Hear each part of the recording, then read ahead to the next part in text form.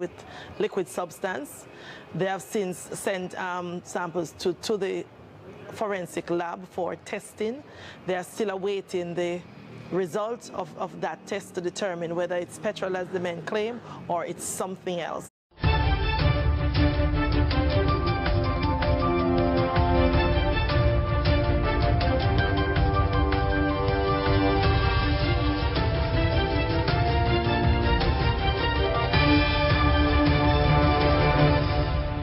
Welcome back to MyView TV, the people's platform, the home of undiluted news, reviews, updates, and your daily dose of entertainment. Don't forget to hit the notification bell, leave us a comment, like, share, and subscribe. I don't bring nobody forward in here to cheer for me. Everything what you see up my natural talent. Let me tell you something. You see, when you know what to please the audience with, it's simple me. Wagwan, my people, hope everybody doing okay, hope everybody doing alright. The Office of the Director of Public Prosecution has ruled that one of the civilians who is accused of being a member of the Clarendon-based GRUNG gang is to be charged. This was disclosed in the Kingston and St. Andrew Parish Court yesterday. The ruling followed Monday application by his attorney, Richard Lynch, for him to be charged or released. Mr. Lynch complained that his client has been in custody since March 25th. Him should have been under ground. Him should have been under the ground. You complain about him in a custody. The police them should have slapped him away. The individual was among a group of people, including 4 cops who were arrested during a major operation last month. The Ranko gang has been linked to shooting, robberies, and abduction in 7 parishes from 2019 to 2021. Boy, people, me have some information for give you no coming right out at St. James. Boy, we're supposed to get Slapweh. The police take them and make them go name taxpayers' money. That no really make no sense to me. Let me tell you wagwan pa wagwan now. 3 Wantedman among 30 people who were arrested and charged in St. James for several serious offenses by the police. These arrests stem from a special operation in the parish. Several police divisions as well as members of the Special Operation Branch of the Jamaica Defense Force were a part of the operation. And at the St. James Police Senior Superintendent Vernon Ellis say almost 50 people were taken into custody during the 2-week operation. Hold on, I make Vernon come talk to you right now. Several curfews, intelligence-driven operations, and increased road policing and strong community partnership were done. This led to the arrest of 49 persons between the launch of the surge operation, March 29th to April 12th. 30 of the 49 persons arrested have since been charged for serious offenses. 3 persons who were on our wanted list were also arrested and charged. 7 persons were charged with the offense of murder. 12 persons charged with shooting. 11 others were charged for serious crimes to include robbery. So that is what Vernon has to say, so make I move on. The Ministry of Education is focusing on efforts to assist grade 10 students in order to tackle the rise in violence in school. Worst Minister, yes, and I say that without apology, you understand. Flavor Williams outlines the plan. People should not really talk with much sense still. That is just my view. I don't want to share the same view to you, so me I talk for me and Uno. But just this way she have to say, yeah, man, you understand, she waste your time on them things still, but just listen her. Since the resumption of full face-to-face classes this year, several of our high schools have come to national attention with fights and stabbings. And there has been the very unfortunate stabbing death of Kamal Hall of William Knibb Memorial High School. We mourn as well the death of 15-year-old Canute Williams from Papine High School, who was shot and killed on his way to school in a reported robbery attempt. We're focusing on our 4th formers because the data is suggesting that the COVID-19 impact is greatest on them. Our current 4th form students had their first year of high school, which was grade 7, in September 2018 to June 2019. So they would have missed approximately 1/3 of their second year, which was grade 8 or second form. They missed all of their 3rd year, which was grade 9 or 3rd form. They've already missed about half of their 4th year. Madam Speaker, the typical grade 10 student is about 15 years old, just entering adolescence. Madam Speaker, almost 2 years of a structured school learning environment have gone, and almost 2 years of building friendships have gone. Madam Speaker, having come to this understanding, we commenced an intervention and will continue this during the month of April.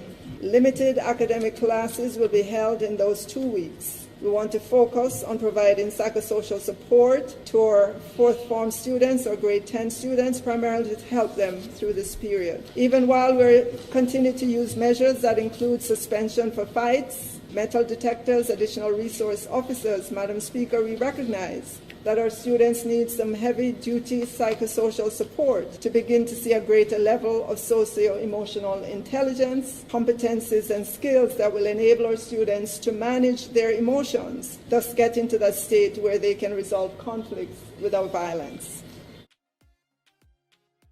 Hold on a bit then now, people can move on from that news. Big up my friend them I live out of St. Thomas. I have only a friend out of St. Thomas. Big up on yourself and know the ball game go already. I know the operation go. Big up on yourself. But you want them supposed to call the Prime Minister and tell him, say, yo, nobody build the road. Top build the road out there because Missy what happen.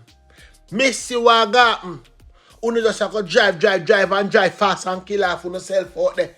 Take no time on the road, the man. Why you can't hear? I know I never going to tell you the news, but I'm telling you now. A woman has been hospitalized after a motor vehicle in which she was traveling in collided with a truck along a section of the Southern Coast Highway in St. Thomas. It is reported that sometime after 7 o'clock, the driver of a white Nissan AD wagon and his female passenger was traveling in westerly direction towards Kingston. Upon reaching a section of the highway, the driver attempted to overtake a truck. Yes, people, carelessness, which was traveling directly in front of him. The driver of the Nissan reportedly lost control of the vehicle, causing it to hit the truck before slamming into a median and coming to a halt in front of a larger vehicle. That caused the female passenger to be trapped inside the car, and she had to be cut free with the assistance of a team from the St. Thomas Fire Brigade. Yes, people. Them have to cut her from the train and then go so boom. And carry her go to public. Yes, right out of public, them carry her go for treatment. They never bother carry her go to Princess Mark Hospital. Cause that they too far. And maybe she would get in a bed space something. But anyway, I come over on the news because more things are going on the news. And this is one news them I want to hear right now, people. So you want to do? Take on the Q-tip and clean out to the ears. And listen what I want now. 2 members of the Jamaica Constabulary Force charged with murder almost 14 years ago after a fatal shooting were yesterday offered bail in the sum of 500,000 when they appear in the St. Catherine Parish Court. They are charged in relation to the fatal shooting of Jevani Robinson of Jobs Lane, Spanish Town in St. Catherine. Those charged are Sergeant Gervin Leachman of the St. Catherine North and Constable Dane Hilton of St. Thomas Police Division. When the matter was mentioned before the parish judge, bail was offered. Bail was granted on condition that they surrender their travel documents and a stop order be placed at all port of entry and exit. Leachman must report to the Point Hill Police and Hilton must report to the others police each Tuesday. The matter will again be mentioned on June 6. Attorney at law Andrew Graham and Charles Campbell told the court that their clients will be abiding by the condition. Yes, people. In pursuing the file, the judge uttered 2008 mean so long. Several persons in the court also expressed surprise about the length of time that had elapsed before the case was laid against the cops. Yes, people. Me don't think the same too. Let me tell the people them are going for Wagwan. Me never read about them time in read news. You understand?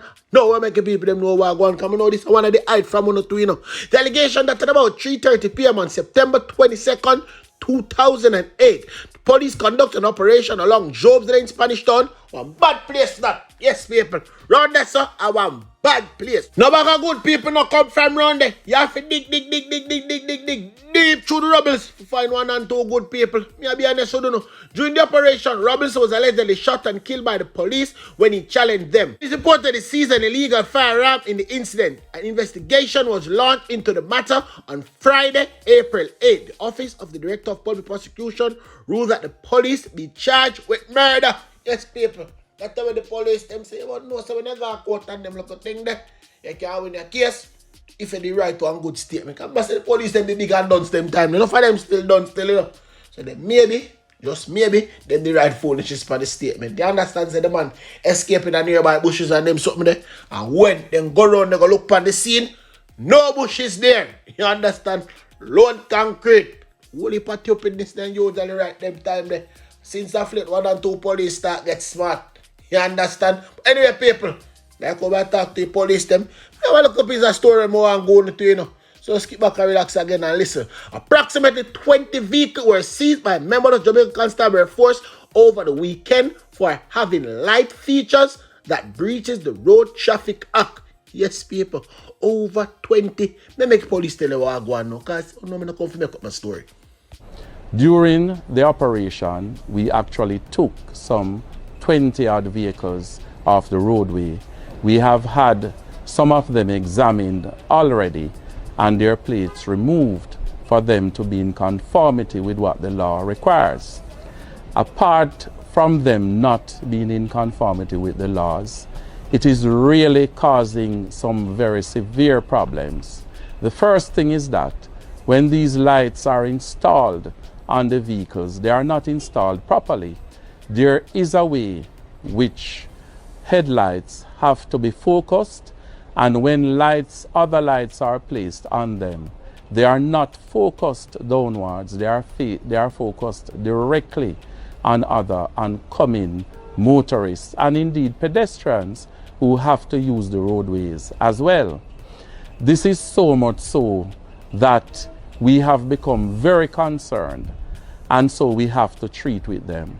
One thing with the police, them do until them do stupidness, and people can tell you something. You see, if you don't know, if you don't hear, you not gonna know say stupidness them are doing. You only gonna celebrate the win, but it's within the win, stupidness involved. Listen what I go on now, me see if you don't pick it up for yourself.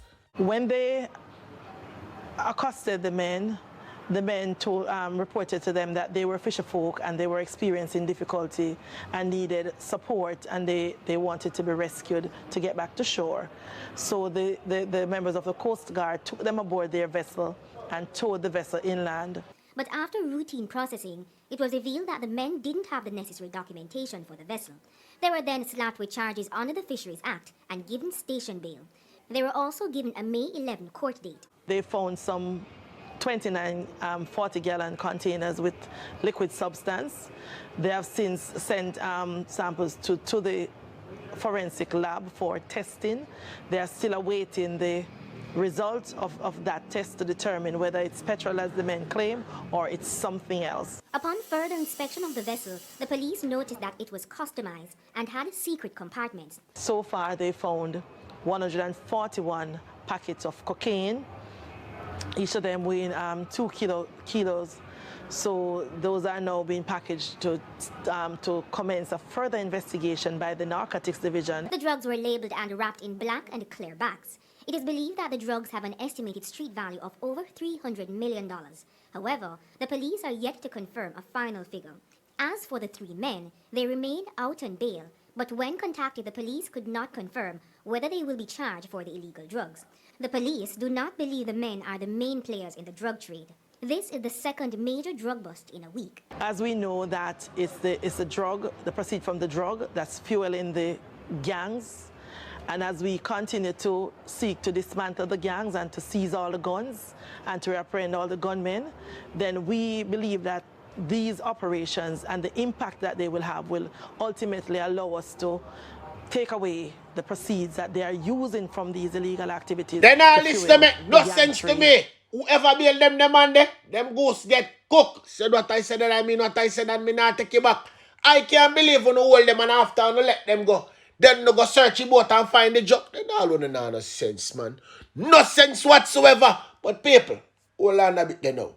When I say Stephanie take up a same little dirty style. Stephanie take up a same little dirty style. This one only by useless, yes. And I say it again, with a capital U. Useless individuals stand up behind her. For what? What the purpose of so much of them, Stephanie? Come on, man. You don't need them. You don't need them behind you. Send them girl and go fight crime. And look for the 3 man them with them Lego. I slap them out too. Anyway, people, I soon come back and go no more news.